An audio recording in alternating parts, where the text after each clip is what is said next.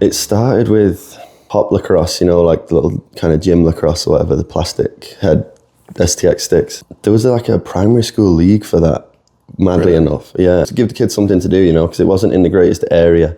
And then it wasn't until I got like first year of secondary school that I started at like the club, like a proper field lacrosse, That the first lacrosse game I ever saw in person was Ireland v Scotland. It was like all the primary schools got tickets to the Worlds in 2010. And we could walk to it where we were, so it was nuts that it was more or less on our doorstep at the time, Yeah, lacrosse in Europe is more about having fun because that's how they're targeting new players, I'd say the Hebreski and E-Box are like the two highest level box tournaments for sure, and then there is some that are kind of more entry level or whatnot.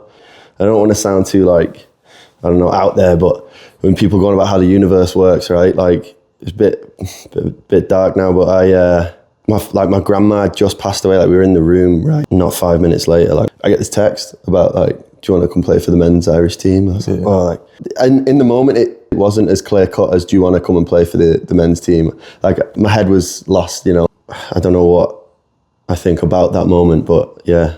But yeah, when I guess when people do mention, the universe works in mysterious ways, like that was one of those moments where you can't really make sense of it, a lacrosse stick goes through in a game, but then as soon as I'm off the floor, it's getting gently placed and, taking care of it. I'm checking it, making sure it's all good. And yeah, it comes with me most places too, where it's appropriate to have a lacrosse stick. Same back in Ireland with the hurls, man. Like lads are always, you keeping it in your hand so that you're not even thinking about it, This is ash.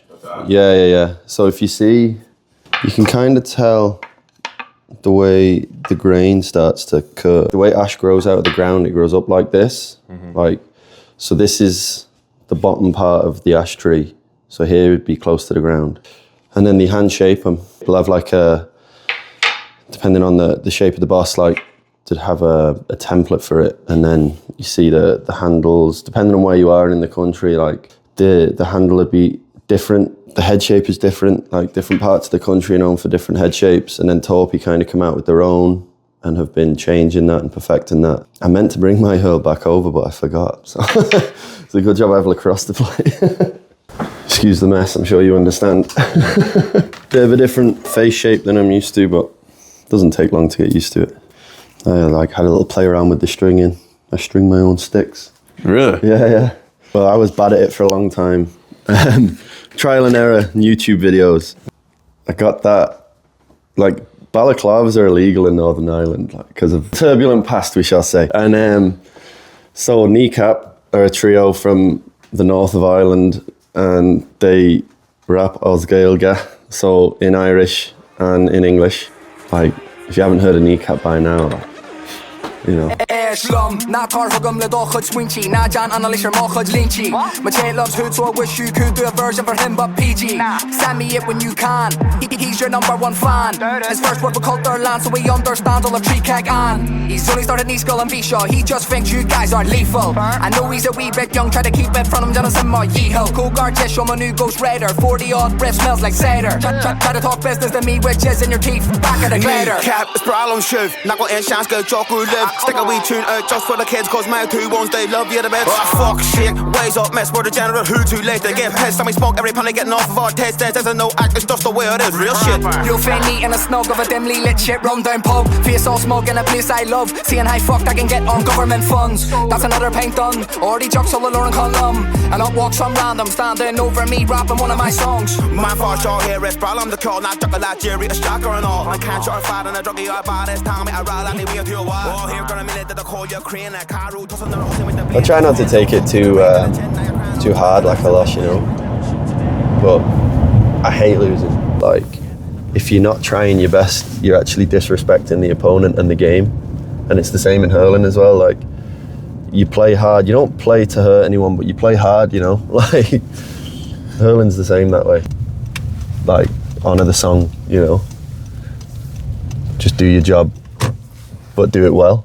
Like, to the best of your ability. It's the same thing. Like, it's just bringing, I guess, a professional attitude as well, or how you navigate that, or what does it mean to you, So, historically, a great connection between the Choctaw Nation and the Irish. During An Gá An Mó, the Great Hunger, the Choctaw Nation gathered, I think it was like $170 at the time, which it was a lot of money then, and if you were able to adjust it for inflation, it'd be a lot of money now, you know. And this is when they were going through like a terrible time, do you know what I mean? But still reached out and sent money over to help the Irish. So there has historically been a lot of connection between the two peoples. But yeah, since that, with giving up our spot, definitely in a lacrosse sense, for sure, like there's been a good relationship since then. You think about that team, and I'm 25. I've followed a lot of those guys from afar. Like, I couldn't really watch a lot of lacrosse growing up unless it was like highlights on YouTube or replays or like, you know, Instagram or whatever it was. And getting obviously to share a floor with them is a great honour, and doing it where we did it. We were in Onondaga, right? Like, that was, you know, dream come true, really. When we were in Utica at the Worlds, I call it pushing my luck with the coaches, just like asking them like, hey, you know, can I get like a training camp? Can I do this? Can I do that? Like, because I figure the only way is to be a bit brazen about it. Like, if you just kind of don't say anything and wait for it to happen, it might never happen. Like, I don't know how I'm thought about. I don't care. Like, I don't worry about that. It's more, if I'm getting the opportunity, like, that's all I care about, you know. And my whole aim was just get as good as I can for the national team. Obviously being here, it's its own thing.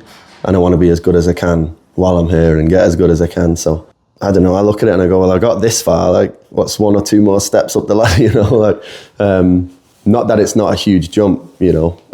What's the point in being over here if I don't want to try and go all the way? But then if this is the highest I go, like, this is still insane for me to even be here. Because I remember I was talking to boys, like, after getting back from the Worlds in Langley in 2019 and going back and forth a lot from Ireland and Manchester and playing in that league in Manchester, saying to guys like, you know, I'd love to do that one day, like go to Canada and play in a league there or whatever. And it's like, yeah, whatever, you know, like, that's not realistic. Like, it's Canada, for God's sake, you know. Like, my theory is, and it got me this far, if I just stick around long enough and, you know, if I'm the last one out of all the guys I know playing from back home, then surely there'll be an opportunity somewhere, you know.